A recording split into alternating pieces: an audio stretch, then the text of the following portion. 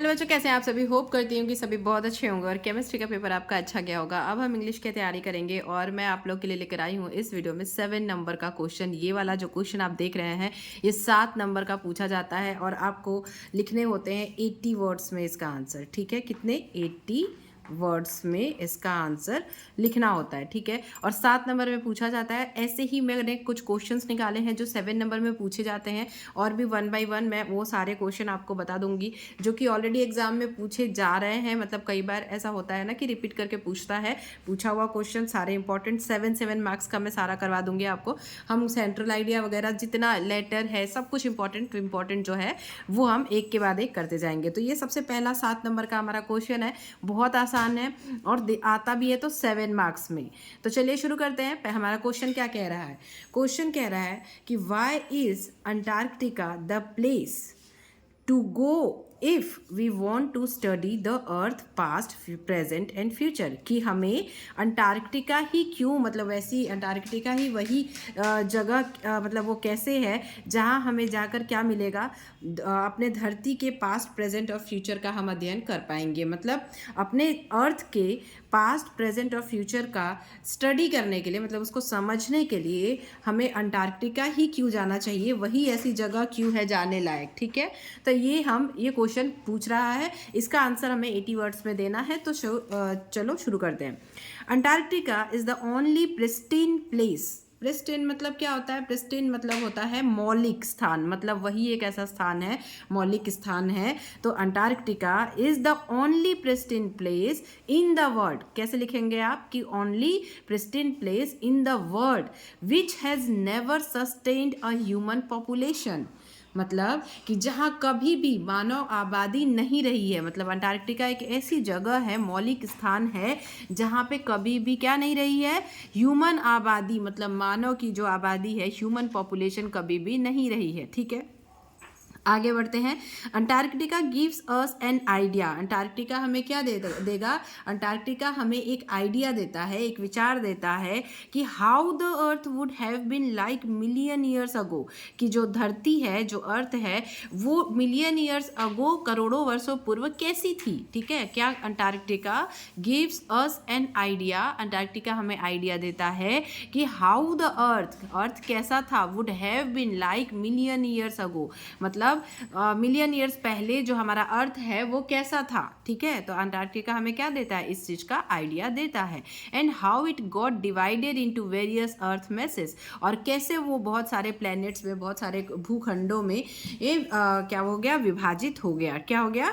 विभाजित मतलब डिवाइड हो गया। ठीक है, फिर the melting and colliding ice masses also gives us an insight into how our future is going to B.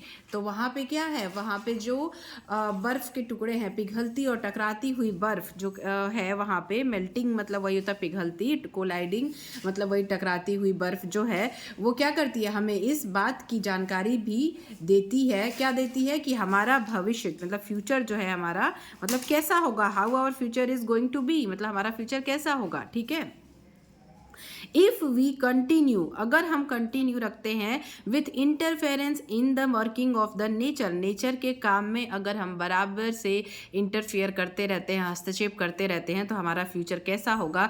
वहाँ जो पिघलती हुई और जो टकराती हुई जो मतलब बर्फ है वो हमें इस बात का अंदेशा देती है। ठीक है, फिर we can study climatic changes caused by global warming. क्या कर सकते हैं हम? वी कैन स्टडी, हम पढ़ भी, मतलब उसके बारे में जांच कर सकते हैं क्लाइमेट चेंज के बारे में, जो क्यों हो रहा है। कॉज्ड बाय मतलब जिसका कारण क्या है? कॉज्ड मतलब क्या होता है? कारण। जिसका कारण है global warming and the depletion of ozone, ozone परत का क्षय जो हो रहा है, ओजोन लेयर हियर, मतलब ओजोन लेयर हमारी दिन प्रतिदिन जो कमी हो रही है उस पर डिप्लीशन हो रहा है। डिप्लीशन मतलब क्या होता है? कमी होना, उसका क्षय होना हो रहा है। तो उसका हम क्या कर सकते हैं? स्टडी कर सकते हैं, उसके बारे में अध्ययन कर सकते हैं, ऐसा इनका कहना है। ठीक, फिर इसके आगे क्या लिखेंगे? मोर ओवर, इसके अलावा Antarctica holds into the depth of its ice 500,000 year old carbon records. मतलब कि अंटार्कटिका जो है वो अपने बर्फ की गहराई में आधा मिलियन साल पुराने कार्बन का रिकॉर्ड रखता है। क्या रखता है? कार्बन का रिकॉर्ड आधा 500,000 ईयर्स पहले का रिकॉर्ड क्या करता है? अंटार्कटिका रखता है। ठीक है, विच आर हेल्पफुल, जो हमें हेल्पफुल होगा इन अंडरस्टैंडिंग द पास्ट, मतलब अंडरस्टैंडिंग समझने के लिए द पास्ट, उसका past present and future of the earth. Earth का पास्ट प्रेजेंट एंड फ्यूचर हमको समझने के लिए वो हमारे लिए हेल्पफुल होगा। ठीक है, फिर therefore Antarctica is the place which reveals our past, shows us the present and visualise our future. मतलब कि अंटार्कटिका वह स्थान है Antarctica is the place which, जहाँ क्या होता है? वह स्थान है जो रिवेल्स आवर पास्ट, जो हमारे अतीत को प्रकट करता है, रिवेल करता है। रिवेल करना मतलब वही हमें प्रकट करना। ठीक है, प्रकट करता है, हमें वर्तमान दिखाता है। Shows us the present, shows मतलब दिखाना, हमें क्या? प्रेजेंट, वर्तमान दिखाता है। एंड विजुअलाइज आवर फ्यूचर, और हमारे भविष्य की कल्पना करता है। तो इस तरीके से क्या हो गया? ये हमारा आंसर कंप्लीट हो गया है। आप चाहो तो इसका स्क्रीनशॉट ले लो, ये देखो यहाँ से स्टार्ट है। ठीक है, क्वेश्चन भी देख लेना ताकि ध्यान रहेगा कि इस क्वेश्चन का आंसर ऐसे लिखना है।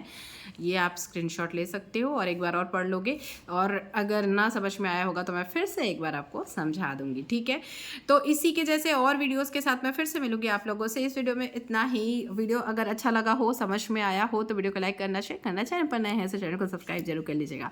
Thank you, thanks for watching, all the best for exam.